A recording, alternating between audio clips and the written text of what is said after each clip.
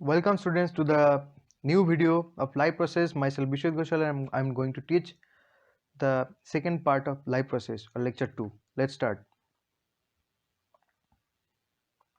So in last video, we have described or discussed in brief what is live process and what are the major activities each and every living being perform in order to survive in earth. Today mainly we will be discussing about photoautotropic mode of nutrition. So here we can see for food or energy we are taking many food materials. We are taking food materials to obtain energy. Food is comprised of different types of nutrients, and who is preparing food for us? Our mother or any cook person or any chef. The chefs, our mothers and cooks, how they are preparing food. They are preparing food by combining many raw materials. Like if they're cooking vegetable, they're cutting or chopping the vegetables, they are putting on fire, and inside a utensil they're cooking the vegetable by using different kinds of spices, water, oil, and lastly we are getting a delicious meal. But directly or indirectly we are dependent on green plants. Okay, so the question arises, who are providing food material or who are cooking food for them, for green plants? It's not us, it's not our government, it's not their mother. So how they are preparing their food? See, in order to answer this question, we'll see we have to study the process of photosynthesis.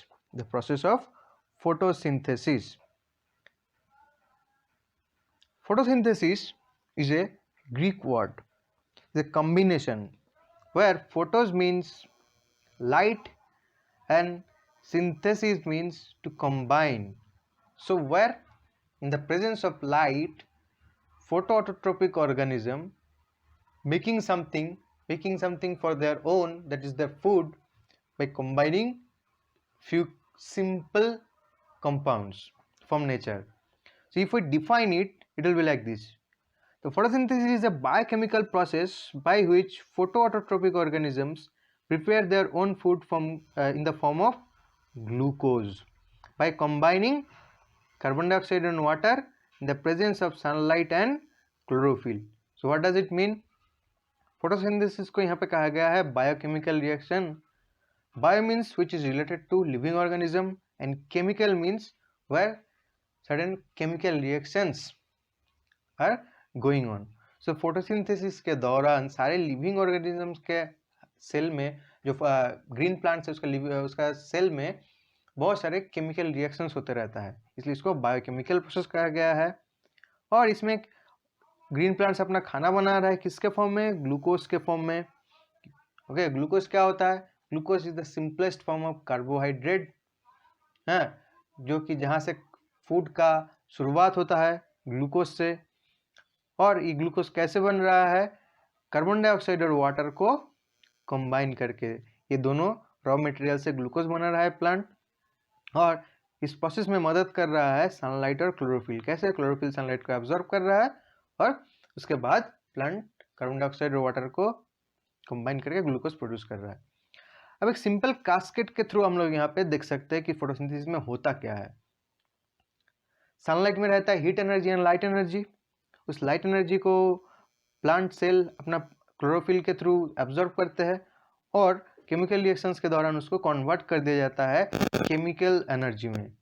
Okay, ये chemical energy क्या होता है? Chemical energy होता है ATP, यानी कि पहले sunlight को कन्वर्ट किया जाता है एटीपी में, जो कि एनर्जी का केमिकल फॉर्म है, उसके बाद इस एटीपी को कन्वर्ट किया जाता है पोटेंशियल एनर्जी में, यानी कि एटीपी को कन्वर्ट किया, एटीपी का जो एनर्जी है वो ग्लूकोज के अंदर पोटेंशियल एनर्जी के रूप में स्टोर किया जाता है. So this is the whole cascade of photosynthesis. Now we'll look at discovery. In 1730, Holland, a Dutch biologist, a biologist of Holland named Jan Ingenhousz. So Jan Ingenhousz in 1730, he had given a simplified idea how photosynthesis occurs. उन्होंने बोला था कि plant carbon dioxide को लेते हैं, oxygen को छोड़ते हैं और इसी दौरान अपना फूड प्रोड्यूस कर सकता है. उन्होंने डिटेलिंग नहीं दिए थे. अब डिटेलिंग किन लोगों से मिला था? अलग अलग समय में अलग अलग साइंटिस्ट के द्वारा फोटोसिंथेसिस में क्या क्या केमिकल रिएक्शंस है उसको डिस्क्राइब किया गया है. वो साइंटिस्ट कौन कौन थे? रॉबिन हिल, ब्लैकमैन, केल्विन, रूबेन, बेंसन, ऐसे भी और भी बहुत सारे साइंटिस्ट है जिन लोगों ने फोटोसिंथेसिस क्या होता है हम लोगों के सामने सही मात्रा में सही एक ठोस रिप्रेजेंटेशन कर पाए थे ना. फोटोसिंथेसिस ये जो टर्म है, ये टर्म पहली बार के लिए यूज किया गया था चार्ल्स बार्नेस बोल के एक साइंटिस्ट के द्वारा. सो Charles baldness the scientist who coined the term photosynthesis.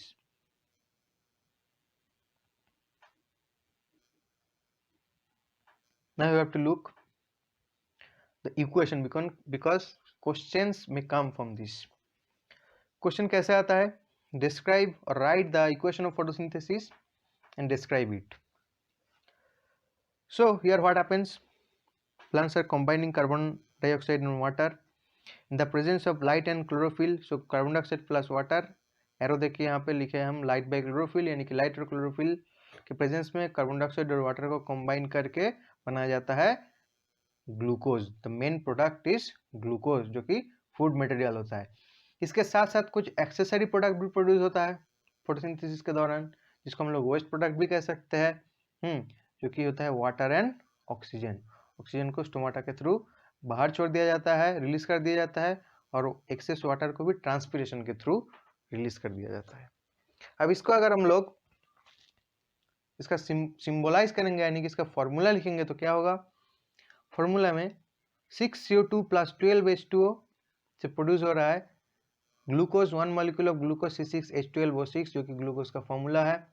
उसके साथ साथ 6 molecule of H2 is also produced and 6 molecules of oxygen is also released. So this is the whole sum formula of photosynthesis. Actually photosynthesis इतना आसान नहीं है. Photosynthesis में बहुत सारे रिएक्शंस होता है स्टेप बाय स्टेप. वो सारे रिएक्शन को इकट्ठा करके एक सिंप्लीफाइड फॉर्मूला ये डेरिव किया गया है. तो इस फॉर्मूला से हम लोगों को क्या जानकारी मिल रहा है? फोटोसिंथेसिस में if we want to make 1 molecule of glucose, we need to combine 6 molecules of carbon dioxide and 12 molecules of water. This is the first information we are getting from this reaction. And second information we are getting, the source of this glucose is carbon dioxide. यानी कि जो glucose जो बन रहा है, ये glucose का source क्या है? Carbon dioxide. और ये जो ऑक्सीजन प्रोड्यूस हो रहा है, इस ऑक्सीजन का सोर्स है water. This is the third and fourth information which we are getting और deriving from photosynthesis reaction. Now each molecule of glucose, each gram molecule of glucose can produce 686 kcal amount of energy. 686 kilo calorie energy produce होता है 1 ग्राम glucose से.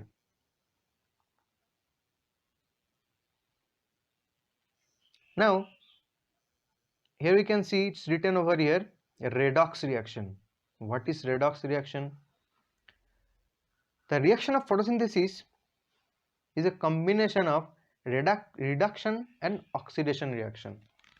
In chemistry you might have studied what is reduction and what is oxidation.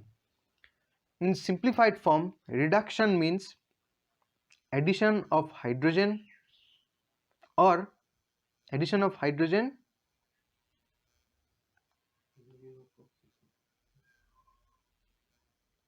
reduction means addition of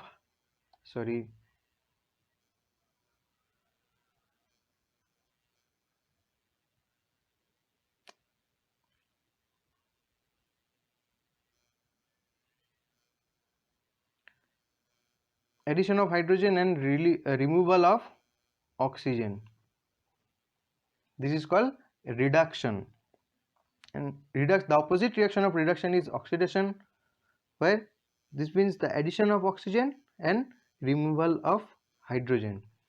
Okay, तो अगर hydrogen add हो रहा होगा या तो ऑक्सीजन निकल जाएगा तो उसको बोलेंगे हम लोग रिडक्शन, या तो ऑक्सीजन ऐड होगा और हाइड्रोजन निकल जाएगा उसको हम लोग बोलेंगे oxidation.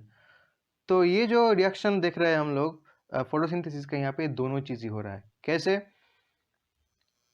The glucose is produced from carbon dioxide. अब ये ग्लूकोज में जो कार्बन है C6H12O6 का जो कार्बन है, इसका सोर्स है कार्बन डाइऑक्साइड का कार्बन।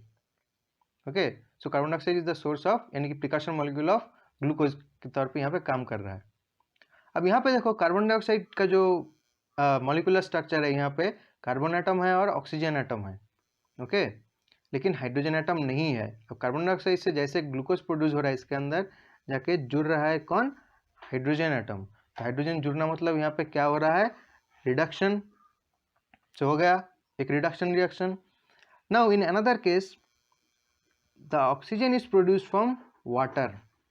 अभी वाटर में हाइड्रोजन एटम है और ऑक्सीजन एटम है। अब ऑक्सीजन में सिर्फ ऑक्सीजन एटम है, यानी कि हाइड्रोजन यहाँ से निकल गया, तो ये हो जाएगा एक ऑक्सीडेशन रिएक्शन। ऑक्सीजन आना या हाइड्रोजन निकलना, तो हाइड्रोजन यहाँ पे निकल गया, सो ये हो जाएगा ऑक्सीडेशन। तो फोटोसिंथेसिस के समय रिडक्शन भी हो रहा है और ऑक्सीडेशन भी हो रहा है, इसलिए इसको कहा जाता है redox reaction. Now secondly, what we can say, they are preparing glucose and utilizing for their nutrition purpose. Now what about the excess glucose? The excess glucose they store in the form of starch. Plant में जो access glucose होता है, plant अपना अलग अलग organs में, जैसे कि लीफ, रूट, स्टेम, फ्रूट्स में स्टार्च के फॉर्म में स्टोर कर देते हैं। यानी कि जब हम लोग चावल खा रहे हैं या रोटी खा रहे हैं या आलू खा रहे हैं, तो उसमें हम लोग उससे जो एनर्जी मिल रहा है वो किस चीज़ से मिल रहा है? स्टार्च से। अब प्लांट ग्लूकोज को क्यों स्टोर नहीं करता है? ग्लूकोज को स्टार्च में क्यों कन्वर्ट करके स्टोर करते हैं? क्योंकि ग्लूकोज का जो लाइफ स्पैन होता है बहुत ही कम होता है। कुछ देर बाद ग्लूकोज खराब हो जाएगा, टूट जाएगा, ओके, डिकम्पोज हो जाएगा। But if glucose is converted into a complex carbohydrate, एक पॉलीसैकेराइड है स्टार्च। ग्लूकोज एक बहुत ही सिंपल कार्बोहाइड्रेट है, स्टार्च एक कॉम्प्लेक्स कार्बोहाइड्रेट है। तो ग्लूकोज को कन्वर्ट किया जाता है स्टार्च में, फिर उसको प्लांट स्टोर कर देता है और निश्चिंत हो जाता है कि बहुत ज़्यादा दिन के लिए वो स्टार्च उस पर रह जाएगा। Now here it's a little elaboration of photosynthesis reaction through this diagram. We can understand how photosynthesis is occurring. The raw materials are carbon dioxide and water. Carbon dioxide is absorbed from atmosphere and water is absorbed from soil. So plant through their root hairs absorbing water through xylem. Plant के body में कुछ नल रहता है, इसको कहा जाता है xylem vessel. जैसे कि घर में वाटर ट्रांसपोर्ट करने के लिए एक मोटर के थ्रू हम लोग पाइपलाइन यूज़ करते हैं, इसी प्लांट में वाटर को सॉइल से लीफ तक पहुंचाने के लिए जाइलम यूज़ किया जाता है। ओके, और कार्बन डाइऑक्साइड एब्जॉर्ब किया जाता है लीफ का जो छोटा छोटा पोर्स होता है, जिसको कहा जाता है स्टोमाटा। ओके, स्टोमाटल ओपनिंग होता है, कुछ बहुत छोटा छोटा टीनी पोर्स होता है, उस पोर को कहा जाता है स्टोमाटा। वो स्टोमाटा के थ्रू क्या करते हैं? प्लांट कार्बन डाइऑक्साइड को डिफ्यूजन प्रोसेस में एब्जॉर्ब कर लेता है और इसको भेज दिया जाता है लीफ में। अब सनलाइट को एब्जॉर्ब किया जाता है लीफ के द्वारा। अब सनलाइट के प्रेजेंस में कार्बन डाइऑक्साइड वाटर को कंबाइन करके प्लांट बना रहा है अपना food material glucose. And that is why photosynthesis is the whole and sole source of energy to most of the living form of Earth. Okay, क्योंकि photosynthesis का जो energy आ रहा है वो अल्टीमेटली कहाँ से आ रहा है? सनलाइट से आ रहा है।